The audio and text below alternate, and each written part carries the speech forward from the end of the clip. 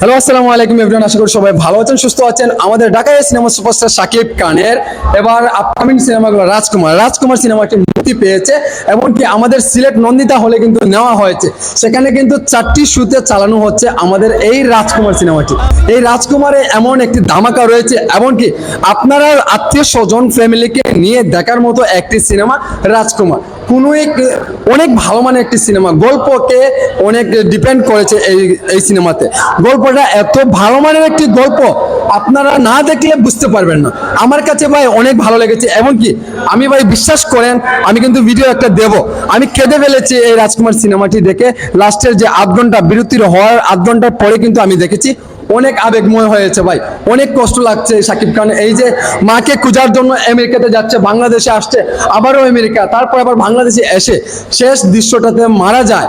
এই জিনিসগুলো আমাকে অনেক আবেগময় করেছে, এমনকি মাতৃভাষার জন্য এতটুকু ভালোবাসে শাকিব খান এবং আহমেদ শরীফের এই যে কথাগুলো কিন্তু অনেক আবেগময় হয়েছিল, এমনকি ভালো ছিল। আমাদের এই বাংলাদেশকে এত ভালোবাসে।